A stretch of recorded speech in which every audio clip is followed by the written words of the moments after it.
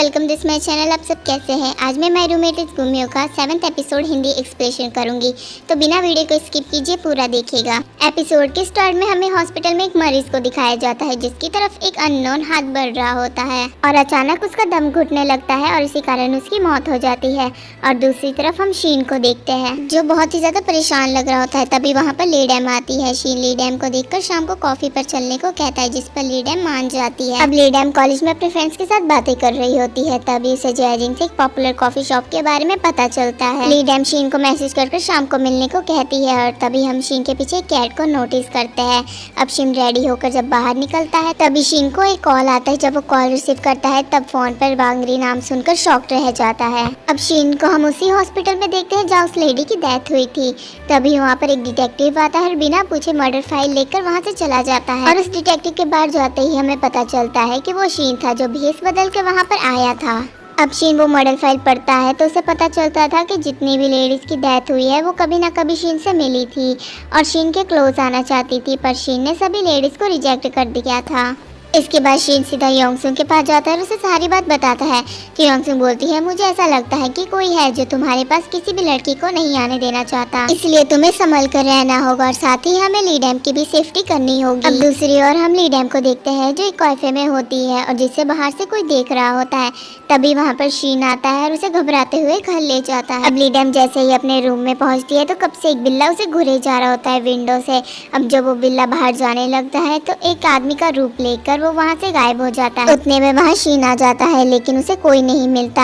जब ली डैम अगले दिन कॉलेज जा रही होती है तो शीन उसे छोड़ने के लिए कॉलेज जाता है, पर वो ली डैम को रास्ते में सावधान रहने को बोलता है। जिसके बाद शीन योंगसुन से जाकर मिलता है और ली डैम को कॉलेज में हर तरह से प्रोटेक्ट करने को बोलता है, जिस पर योंगसुन मान जाती है। जब क्लास में ली डैम के पास योंगसुन बैठी होती है तो क्लास में टीचर आकर प्रोजेक्ट के बारे में सबसे पूछता है। वीडियो में आगे बढ़ने से पहले अगर आपको हमारी एक्सप्लेनेशन अच्छी लगती है और वीडियो अच्छी लगती है तो चैनल को सब्सक्राइब कीजिए और बेल आइकन को जरूर प्रेस कीजिए और यूं ही अपना लव सपोर्ट हमें देते रहिए। अब ली डैम ने तो प्रोजेक्ट किया नहीं था, इसलिए क्लास खत्म होते ही वो शीन को बुक स्टोर मिलने को बोलती है और खुद एक बुक खरीदने चली जाती है। और जैसे ही वो बुक खरीद रही होती है तो उसके सामने एक लड़का आ जाता है और ली डैम को सावधान रहने को बोलता है। तभी शीन आ जाता है और उसके आते ही वो लड़का गायब हो जाता है। अब ये दोनों घर जा रहे होते हैं तो ली डैम शीन को उस लड़की के बारे में बताती है और ये भी बताती है कि उसने पुराने जमाने के कपड़े पहने हुए थे, जिसे सुनकर शीन शॉक्ड होता है। अब ये दोनों घर जैसे ही पहुंचते हैं तो ली डैम उसे बुक दिखाती है जो उसने खरीदी थी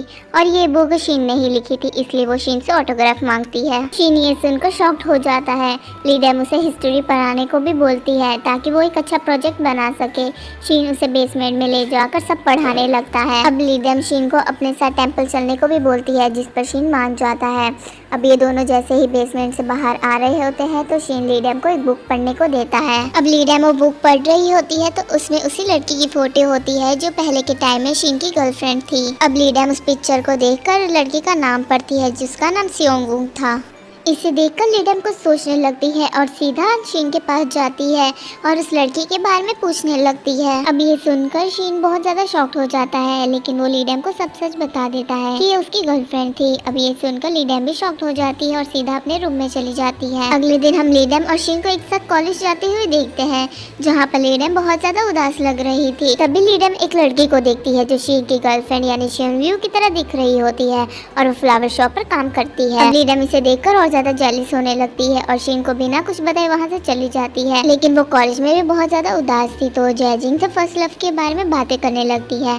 तो जयजिंग उसे बताता है कि फर्स्ट लव बहुत ज्यादा प्रीशियस होता है और इसका असर पूरा जीवन भर रहता है। अब ये सुनकर ली डैम और ज्यादा परेशान हो जाती है। जब शीन उसे लेने आता है तो ली डैम उससे बात नहीं करती क्योंकि वो बहुत ही ज्यादा दुखी थी। अब दोनों चलते चलते उसी शॉप के पास आ जाते हैं जहाँ ली डैम ने शीन की गर्लफ्रेंड की डुप्लीकेट को देखा था। तभी ली डैम उसे वहाँ से ले जाती है। अब दोनों एक रेस्टोरेंट में बैठे होते हैं तो ली डैम शीन से पूछती है कि तुम्हारी फर्स्ट लव के बारे में क्या राय है। तब शीन उसे बताता है कि जैसी फीलिंग उसे फर्स्ट लव के टाइम आई थी वैसी फीलिंग अभी कुछ टाइम से आ रही है। तो ये सुनकर ली डैम शॉक्ड हो जाती है। अब ली डैम अगले दिन भी शीन की गर्लफ्रेंड के बारे में सोचकर परेशान थी। तब वो कैंटीन जाने लगती है। तभी वहाँ पर शियोन आकर उससे बातें करने की कोशिश करता है। तभी वहाँ पर योंगसुन आकर उसे साथ में खाना खाने के लिए ले जाती है। अब ये दोनों कैफे में बैठ के खाना खा रहे होते हैं। तभी ली डैम उससे पूछती है कि तुम आजकल मेरे आसपास क्यों घूमती हो। पर यंगसुन उनसे झूठ बोलती है कि मुझे किसी ने लोगों की मदद करने के लिए कहा है। अब वो देर तक बातें करते हैं तो नेक्स्ट सीन में हम देखते हैं कि लीडम अपने घर जा रही होती है। तभी हम कॉलेज की छत पर उसी आदमी को देखते हैं जो लीडम को बुक स्टोर पर मिला था। तभी वहाँ पर यंगसुन भी आ जाती है और उन दोनों की बातों से हमें पता चलता है। तभी हमें इन दोनों की बातों से पता चलता है कि ये आदमी एक फाउंटेन गॉड है। तभी वहाँ पर शिन भी आ जाता है और फाउंटेन गॉड उन्हें बताता है कि तुम्हें ली को उस क्रीचर से प्रोटेक्ट करना होगा जो उसके आसपास है। साथ में वो शिन को बताते हैं कि तुम्हें लीडम के साथ उस क्रीचर का कुछ दिनों में सामना करना होगा, इसलिए तुम्हें हिम्मत रखनी होगी।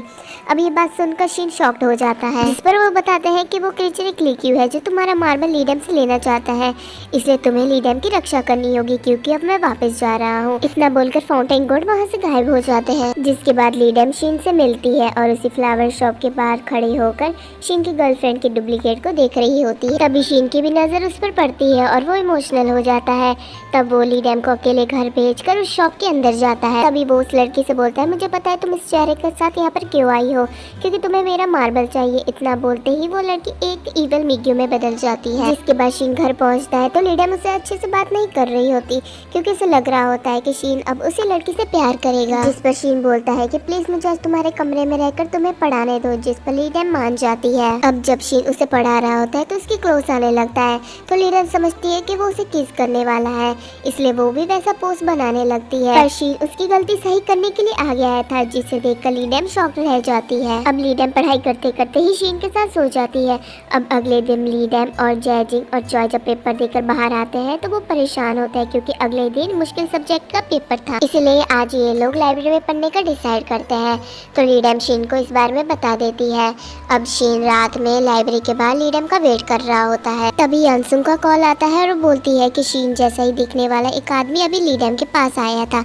अब ये सुनकर शिन बहुत ज्यादा शॉक्ड रह जाता है। अब हम लीडम को देखते हैं जिसके पास शिन जैसा दिखने वाला एक आदमी होता है और वो लीडम के पेट के अंदर मार्बल को देखकर हंसने लगता है। लेकिन शिन इतने में आकर मिक्यू को साइड में ले जाता है पर लीडम की नजर उस पर नहीं पड़ती। अब दोनों की काफी देर तक फाइट चलती है जिस पर शिन को भी काफी ज्यादा चोटें लगती है, पर आखिरकार शिन उसकी गर्दन पकड़कर दीवार पर टिंगाकर और मिग्यू की बॉडी काली धूल बनकर वहां से गायब हो जाती है। जिसके बाद शिन लीडम से मिलने जाता है और उससे अपना ध्यान रखने को बोलकर वो उसके बाद सीधा यंगसुन के पास चला जाता है, जो बोलती है कि अब तुम्हें सब कुछ ठीक कर देना चाहिए क्योंकि अब ली को भी कुछ हो गया तो तुम अपने आप को कभी माफ नहीं कर पाओगे। इस पर शिन कुछ सोचने लगता है, जैसे कि फाउंटेन गॉड ने भी बताया था कि लीडम उसकी आखिरी उम्मीद है जो उसे इंसान बना सकती है। अब लीडम अगले दिन अपना पेपर देकर बाहर आ रही होती है, तभी उसे शिन का मैसेज आता है साथ में टेम्पल चलने के लिए, जिस पर लीडम बहुत ज्यादा खुश होती है। अब ये दोनों साथ में टेम्पल जाते हैं और वहाँ जाकर बहुत ज्यादा खुश होते हैं। अब ये दोनों रात में जब वापस आने लगते हैं तब लीडम शिन से बोलती है कि मुझे अगले साल भी तुम्हारे साथ इसी टेम्पल पर आना है और उम्मीद है कि शिन अगले साल इंसान बन जाएगा। तभी शिन बोलता है कि मैंने तुम्हें बताया था